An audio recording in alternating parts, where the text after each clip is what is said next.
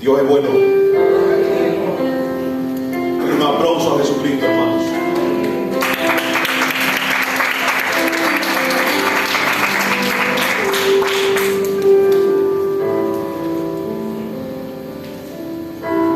Dice la palabra del Señor. Vamos a leer el versículo 11. En el nombre del Padre, del Hijo y la comunión de su Santo y Divino Espíritu. El título dice: Jesús resucita al hijo de la viuda de Naín. Aconteció después que él iba a la ciudad que se llamaba Naín, e iba con él muchos de sus discípulos y una gran multitud. Cuando llegó cerca de la puerta de la ciudad, he aquí que llevaban a enterrar a un difunto, hijo único de su madre, la cual era viuda, y había con ella mucha gente de la ciudad. Y cuando el Señor la vio, se compadeció de ella y le dijo: no llores. Y acercándose, tocó el féretro,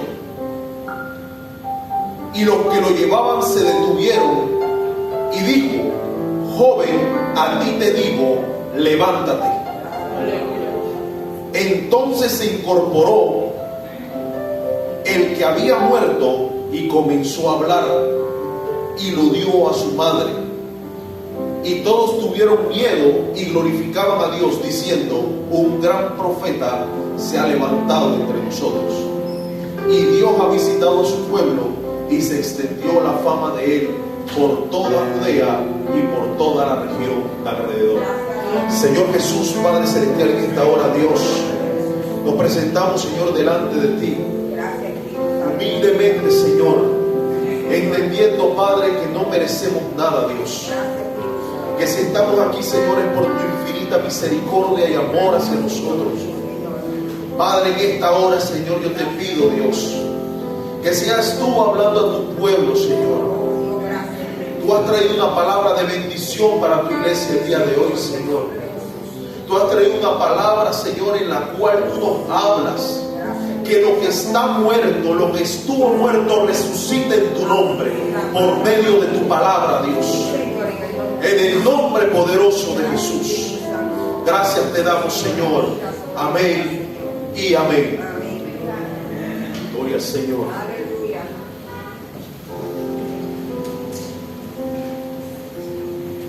Aquí vemos una historia que nos hace referencia a Lucas. Lucas, cuando escribió el Evangelio, trató de hacerlo en orden.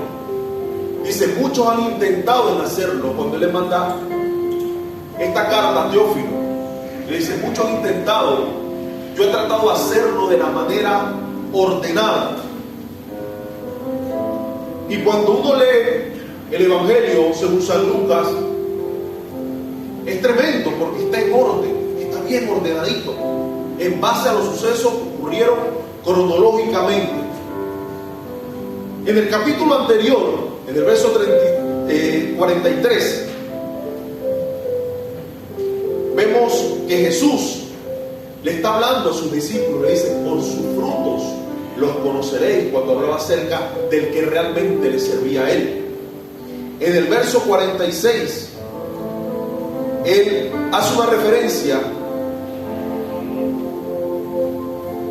y le habla a sus discípulos de otras cosas. Pero me gozo porque en el capítulo 7 él habla acerca del centurión. El centurión, vimos que era un hombre que entendía desde su conocimiento humano que Jesús no era necesario que llegara y tocara a alguien. Él sabía que en él había autoridad para él solamente enviar la palabra, y con eso era suficiente. Muchas veces nosotros, aún conociendo los evangelios, el Nuevo Testamento, no entendemos todavía lo que ese centurión entendía. De que de parte de Jesús solamente necesitamos el accionar de Él, ya sea por una palabra, ya sea por un toque, ya sea por una revelación, y el Señor va a honrar nuestra fe. Este hombre lo entendió y le dice al Señor: Señor, a mi casa, yo no soy digno de que tú entres a mi casa, envía la palabra. Yo soy un hombre que está bajo autoridad y tengo personas las cuales yo soy la autoridad de ellos. Estoy palabraseando. Y si le digo ven, va, y si le digo viene, viene. ¿Cuánto más tú? Y esa revelación solamente podía venir del cielo, porque en este momento estaba empezando el ministerio de Jesús. Pero este hombre sabía que Jesús había hecho ciertos milagros. Jesús pasó por ese lugar no por casualidad. Jesús llegó a Capernaum porque Él tenía que mostrarle a sus discípulos que aunque ellos estaban cerca de Él, no habían actuado, no habían dicho las cosas que este hombre decía. Porque Jesús dice: en Jerusalén, en Israel, yo no he visto esta fe que veo en este hombre. Pero vemos que Jesús se goza en gran manera por lo que dice el centurión. Pero Jesús no solamente se queda ahí con el que pueden tener algún tipo de revelación de parte de Dios, sino que el Señor ahora camina hacia un lugar llamado Naín. ¿Qué fue a hacer Jesús a Naín? Dice que Jesús llegó a este lugar. Dice que el nombre Naín significa hermosura, tiene muchos significados. Pero aunque era un lugar agradable, otro significado que tiene, estaba pasando algo terrible en ese lugar.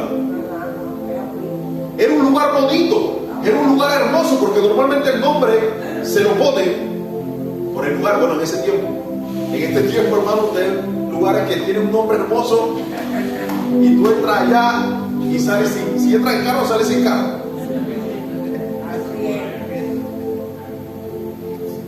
Pero en ese lugar precisamente donde Jesús llega, había una situación.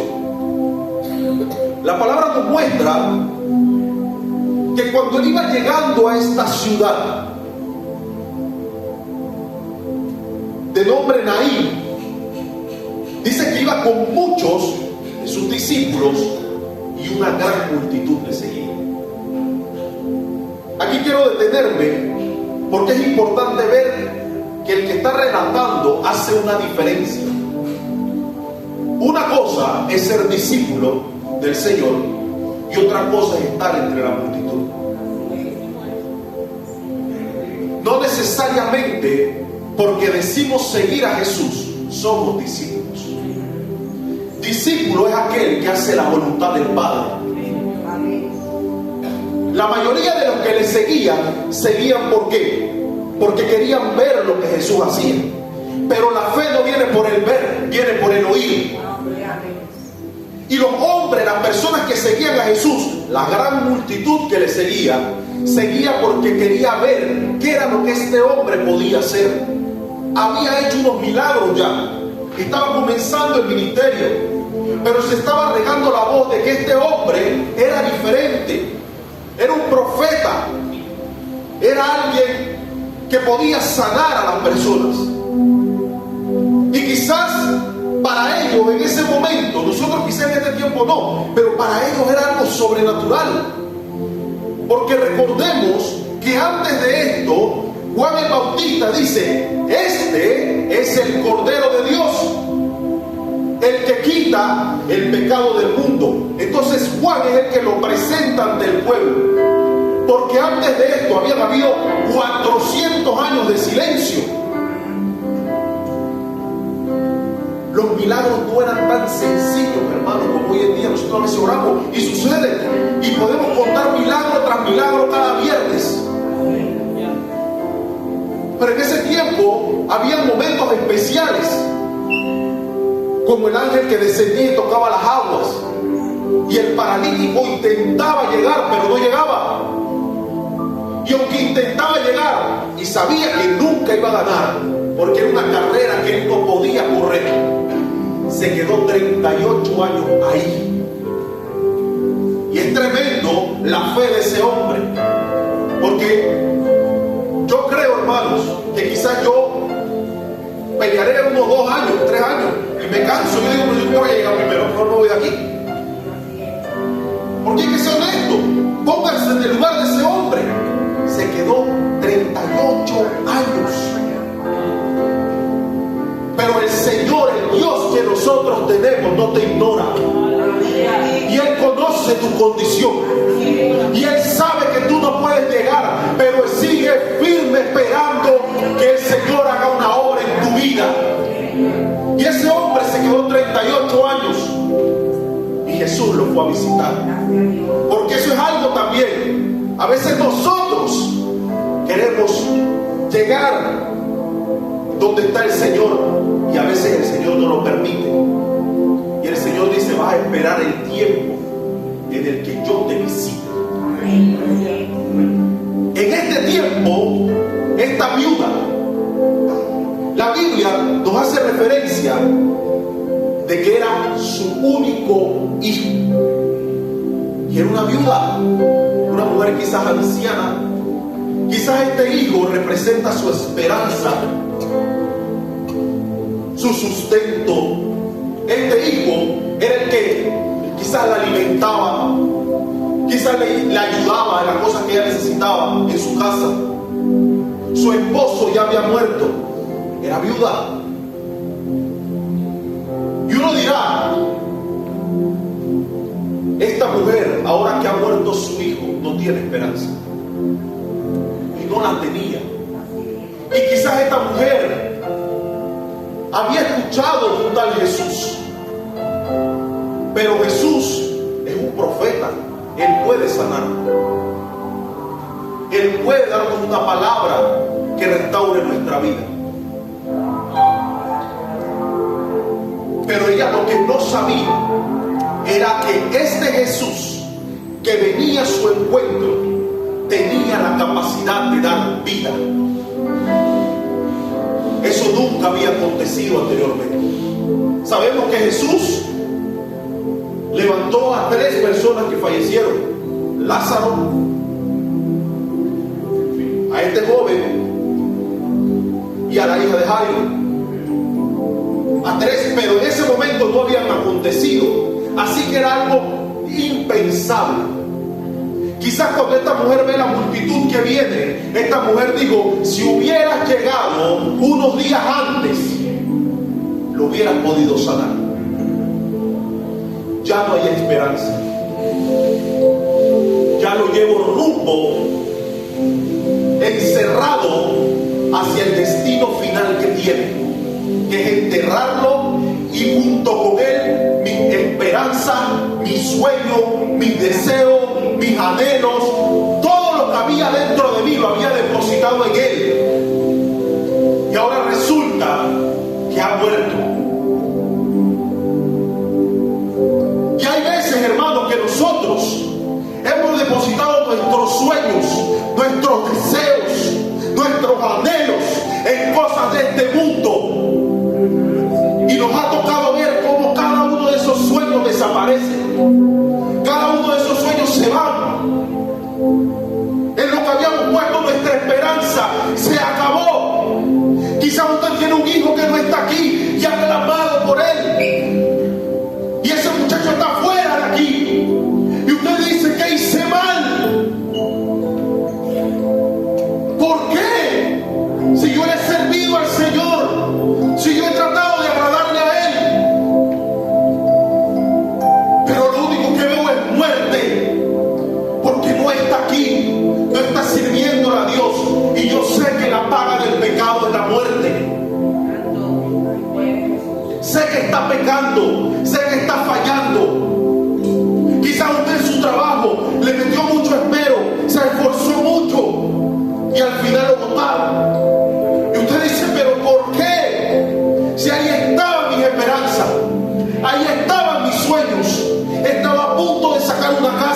de sacar un carro y ahora lo he perdido todo.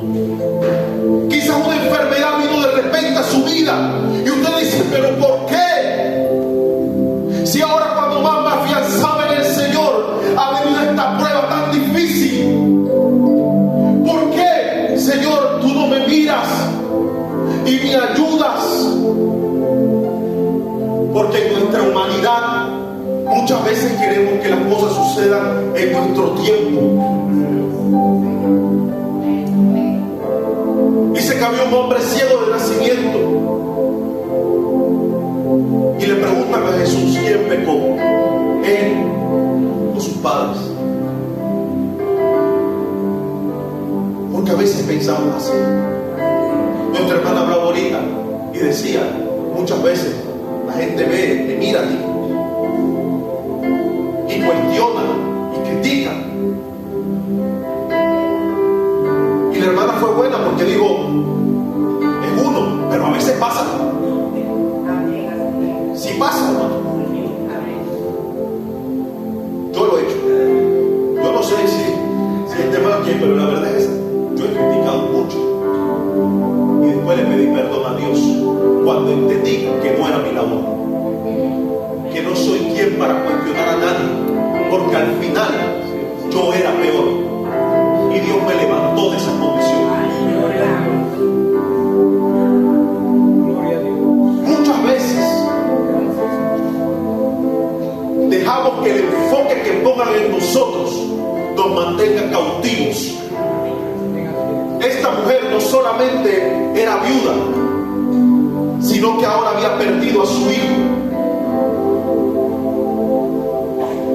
Lo mejor que tenía ella. Yo creo que cada uno del que tiene un hijo sabe que su hijo es lo mejor de uno. Es la mejor versión de uno. Uno no le dice a nadie que es bonito, nada más los hijos de uno. Eso es lo más bonito que existe, que usted no sea feo. Te dice, eso es hermoso.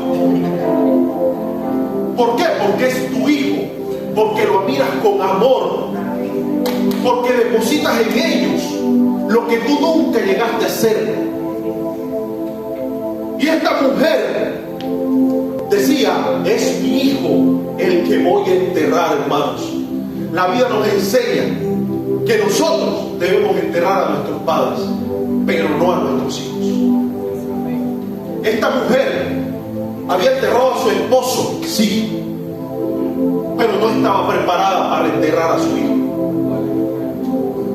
Pero gloria a Dios, porque en los momentos más difíciles de nuestra vida, en los momentos en los cuales nosotros creemos que ya no tenemos opción de nada, como el ciego, y Jesús que le respondió, la condición de él es para que el Hijo de Dios se glorifique en él. Y agarró, dice la palabra, y escupió en tierra y soltó vida, porque dice que él, dentro de él hay manantiales de vida eterna. Y cuando él escupió sobre la tierra, agarró ese lodo y se lo untó y hizo ojos nuevos y le dijo, anda, lávate. Y cuando se lavó, pudo ver. Esta mujer sabía que el que venía no era cualquiera, pero no entendía hasta qué punto era. Y dice la palabra del Señor que cuando el Señor la vio, se compadeció de él. Gloria a Dios. Gloria a Dios, hermano, porque el Señor se compadece de nosotros. La palabra dice, hermano, que el corazón altivo el Señor lo mira de lejos, pero el humilde, al que llora, al que clama, al que entiende que lo necesita a él, el Señor se compadece de él. El Señor fue a visitar a Naín, a esta mujer. El Señor no pasó por casualidad, como el Señor no pasa por casualidad por esta casa. Cuando el Señor pasa es porque Él va a dar un toque de su gracia, un toque de su favor, un toque de su amor. Y cuando Él toca nuestra vida tiene que levantarse.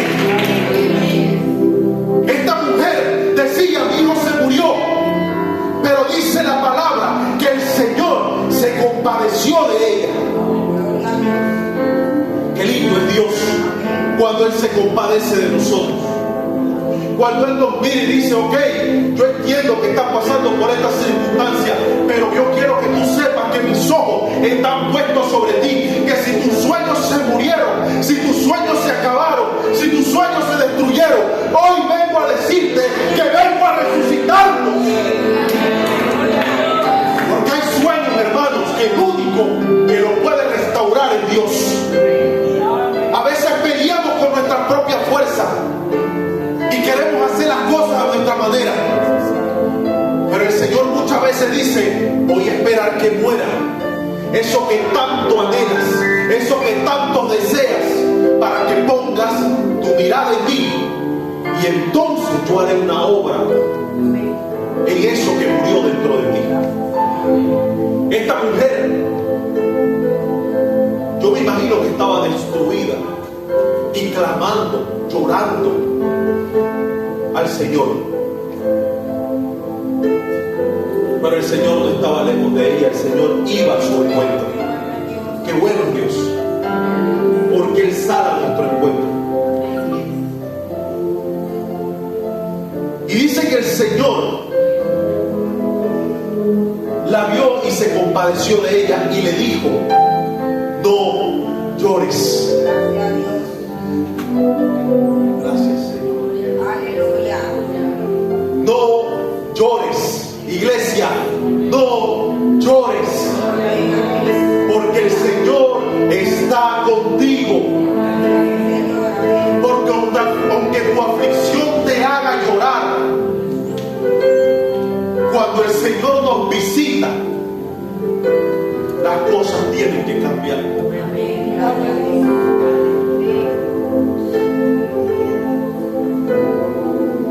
Y dice que el Señor, después que le dice a ella, no llores, se acerca y toca el féretro. Él no podía tocar el féretro. Según la ley judía, al él tocar el féretro, se hacía inmundo.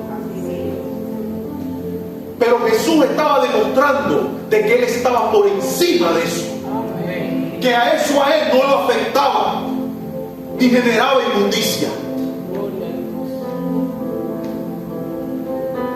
Y a veces nosotros creemos que hay cosas que generan inmundicia en nosotros y eso no nos permite acercarnos a Dios. Por eso cuando escuchaba a la hermana yo me gozaba, porque yo decía, hay veces que el enemigo nos hace creer que somos inmundos delante de Dios, pero para Dios no hay nadie inmundo. Todo el que quiera ser restaurado se puede acercar a Él, acercarse al trono de la gracia y va a alcanzar oportuno socorro. Nada nos impide acercarnos a Él, porque mientras que tengamos voluntad tenemos que intentarlo. Y cuando estemos destruidos, cuando estemos acabados, el Señor se acercará a nosotros. Y dice la palabra que el Señor tocó el féretro. Y sin Él decir nada, los que lo llevaban se detuvieron. Había una autoridad. La autoridad del cielo había venido a visitarlos. Y al tocarlo, estos hombres se tuvieron que detener, porque yo me imagino que dentro de ese féretro eso empezó a moverse. Poder de Dios. Así como cuando el Señor entra a nuestra vida y nos empieza a restaurar y empieza a haber un fuego dentro de nosotros que no podemos detener, no podemos ocultar, sino que tenemos que clamar, tenemos que gritar, tenemos que adorar, tenemos que confesar ante el mundo que Él es nuestro Dios. Y dice que estos hombres se detienen, y cuando se detienen le dijo, joven, a ti te digo, levántate. Gloria a Dios. Iglesia, a ti te digo, levántate. Si estás pasando por una circunstancia difícil, levántate, porque el Señor te ha visitado, porque el Espíritu Santo mora en ti. No tienes que tener miedo. No importa lo que estés atravesando, no importa lo que los médicos te digan.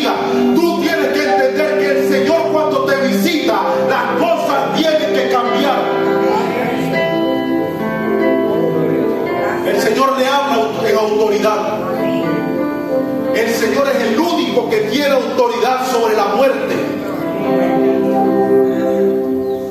El apóstol Pablo dice: oh muerte, ¿dónde está tu aguijón? ¿Dónde está? Contra el Señor no hay forma, hermanos. ¿Dónde, oh sepulcro, tu victoria? Él tiene potestad sobre la vida y sobre la muerte. Él le quitó las llaves a Satanás del Hades y de la muerte. ¿Cuánto más nosotros en este tiempo, que ya conocemos la palabra del Señor, y muchas veces dejamos que las circunstancias de la vida nos pongan en una condición en la que decimos: no hay para mi salida?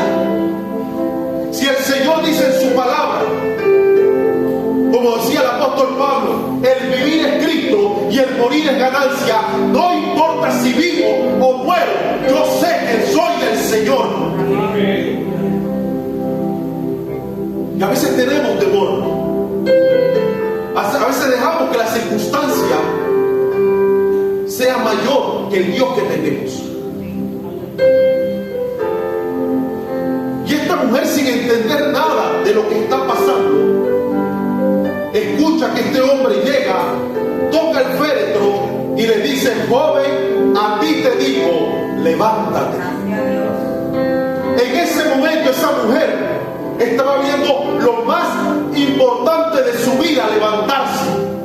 El sueño más grande de ella, recobrando vida. Pero fue porque Jesús llegó a su encuentro.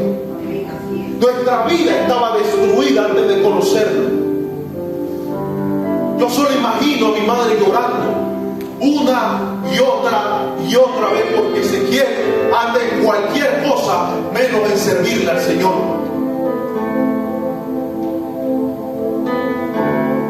Y recuerdo a mi pastora también decir: dígale a Ezequiel que lo estoy esperando.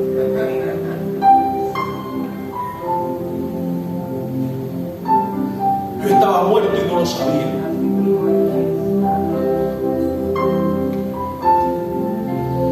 Pero Jesús llegó a mi encuentro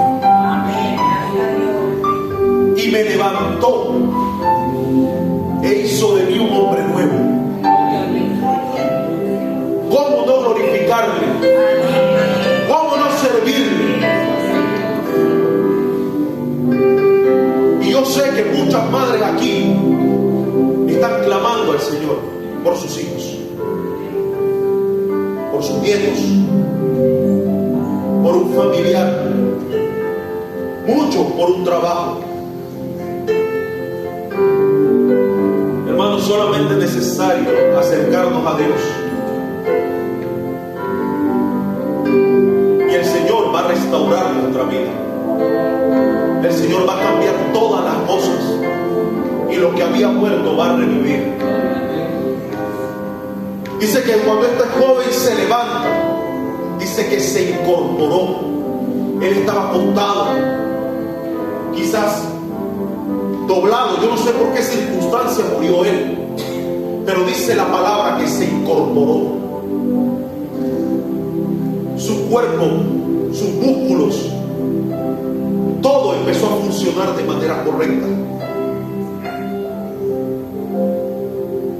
Y el que había muerto comenzó a hablar. El muchacho que estaba muerto ahora está hablando. ¿Qué hablaba?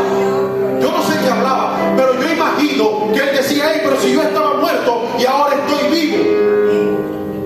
Yo puedo decir: ayer estaba muerto, pero hoy estoy vivo. Y no puedo parar de hablar, pero lo que tengo que hablar es solamente de Él. Cada vez que abra mi boca voy a hablar de Él. Cada vez que abra mi boca le voy a agradar a Él. Que cada una de mis conversaciones sea honrándolo a Él. Este hombre ya no iba a ser el mismo. Él empezó a hablar y yo me imagino que su madre le pegó un brinco de gozo y de alegría, porque el Señor había resucitado lo que más amaba. Este joven quizás no entendía lo que estaba pasando en ese momento, A lo mejor pensé, yo me dormí, ¿por dónde me llevan? Como que me llevan aquí, yo me quedo dormido. Pero su madre, porque una madre y un padre ven un proceso de los hijos y entienden cuando el Señor hace una obra sobrenatural en sus vidas. Y esta mujer agradecía.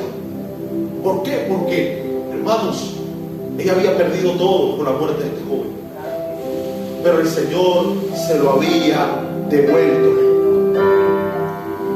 Y todos, dice, tuvieron miedo y glorificaban a Dios, diciendo: un gran profeta se ha levantado entre nosotros, y Dios ha visitado a su pueblo, y se extendió la fama de él por toda Judea. Los que se asustaron, lo más seguro eran de la multitud, porque los discípulos, cuando ven un milagro, solamente se gozan, porque reconocen el poder de su Dios. Cuando yo veo un